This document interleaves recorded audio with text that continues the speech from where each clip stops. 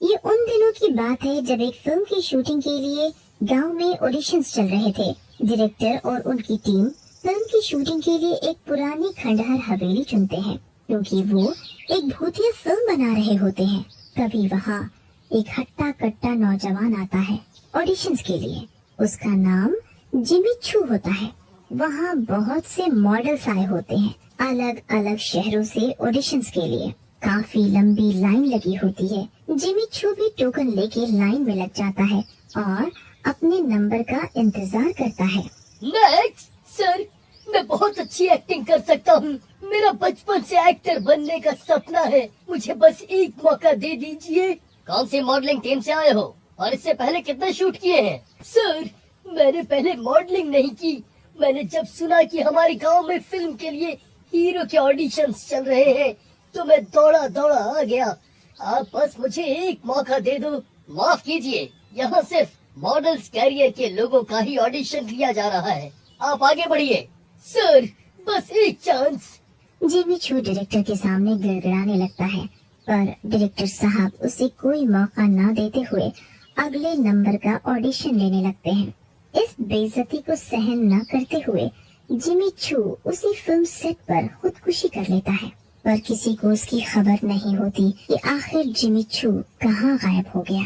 फिर कुछ दिनों बाद डायरेक्टर साहब अपनी फिल्म के लिए एक्टर सेलेक्ट करके फिल्म की शूटिंग शुरू करते हैं। डायरेक्टर साहब एक भूतिया फिल्म बना रहे होते हैं जिसके लिए वे रात को ही शूटिंग करते हैं। रात होने पे शूटिंग शुरू की जाती है। डरावना माहौल देने के लिए तेज तेज हवाएं, डरावनी आवाजें चलाई जाती हैं। Light, camera, action. कितना सन्नाटा है इस गांव में। ऐसा ही अकेलापन चाहिए था मुझे। Cut cut cut! ये क्या कर रहे हो हीरो जी? ऐसे कैसे फिल्म बनेगी? कोई फीलिंग ही नहीं आ रही है इस भूतिया सीन में। ओके, एक बारी और करते हैं। Light, camera, action. मैं सर्वशक्तिमान हूँ। मैं पूरे भूत लोक का राजा हूँ। डरावनी आवाजें और हीरो के भूतिया डायलॉग सुन के जिमी छू की आत्मा जग जाती है। कौन है ये जो इतनी तेज तेज हंस रहा है? मेरे होते हुए कौन भूत लोक का राजा बन सकता है? जाके देखना पड़ेगा। अरे वाह, यहाँ तो फिल्म बन रही है। लगता है कोई भूतिया फिल्म की शूटिंग चल रही है। मैं भी एक्टिंग करूँगा। मेरा बरसों पुराना सपना पूरा होगा आज ही। फिर जैसे ही जिमी छू भूत डायरेक्टर को देखता है उसे गुस्सा आ जाता है। अच्छा, तो ये वही फिल्म की शूटिंग है जिसके लिए मुझे निकाल दिया था इस डायरेक्टर ने। इसकी वजह से मैंने खुदकुशी की। अब मुझे एक्टिंग करने से कोई नहीं रोक सकता। फिर जिमी छू का भूत उस हीरो के शरीर में घुस जाता है। अरे, ये मुझे क्या हो रहा है? मेरा शरीर इतना क्यों दुखने लगा अचानक? इतना भारीपन क्यों लग रहा है? हे भगवान, ये क्या हो रहा है मुझे?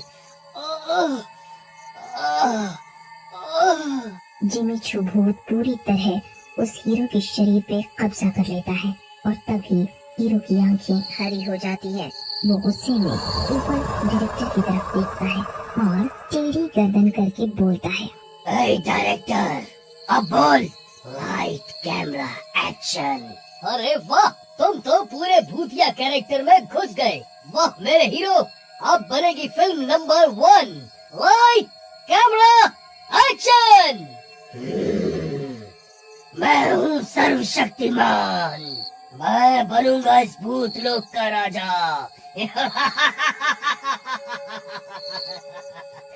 अब मेरा बचपन का एक्टर बनने का सपना पूरा होगा।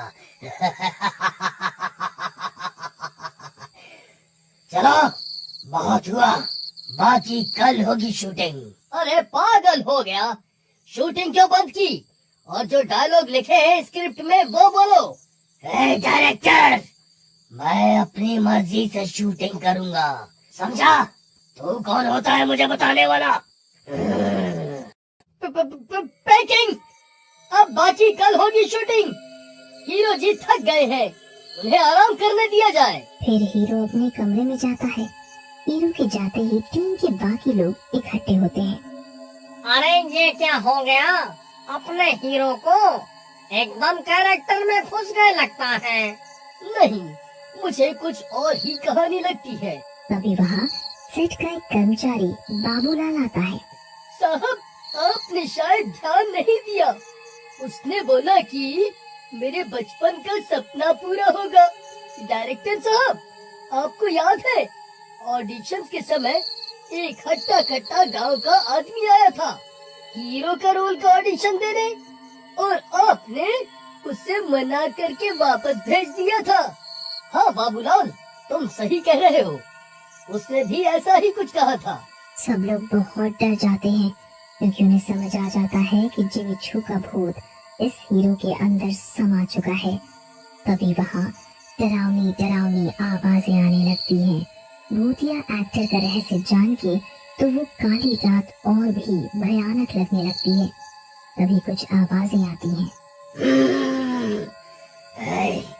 हे, मेरा खाना कहाँ है?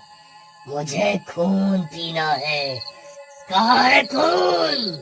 अरे इस समय खून कहाँ से लाऊं? तुम्हारे लिए जो खाना रखा है वही खा लो। तेरी इतनी हिम्मत कि तू मुझे मना करे? उस समय तूने मना किया, मैं गिड़गिड़ाते हुए वापस चला गया। पर अब मैं बहुत ताकतवर हूँ। मुझे अभी के अभी मांस और कलेजी ला के दे, वरना तेरा ही खून पीऊंगा मैं आज।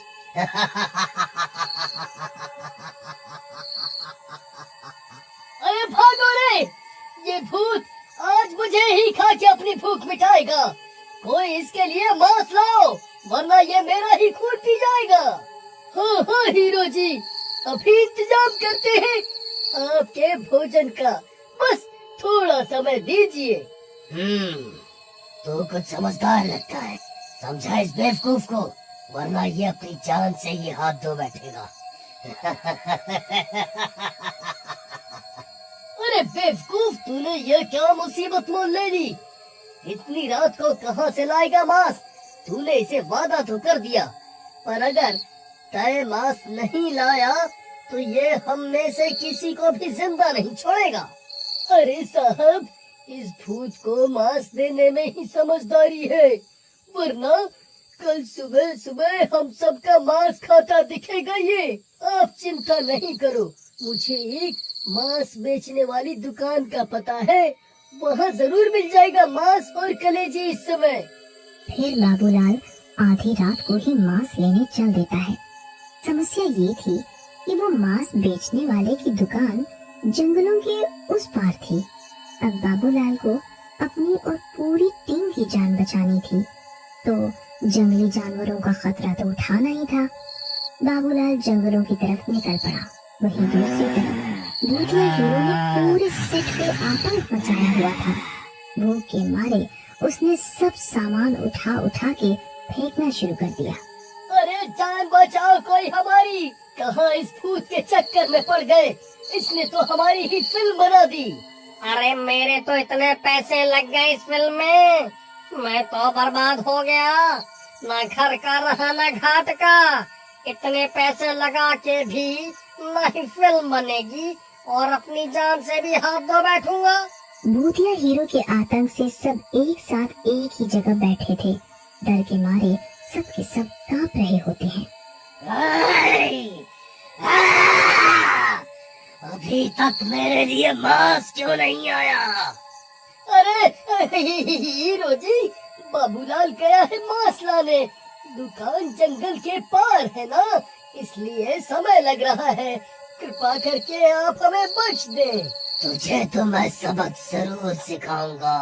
तूने ही मुझे इस फिल्म ऑडिशन से निकाला था ना। देख, आज मैं इसी फिल्म का हीरो हूँ।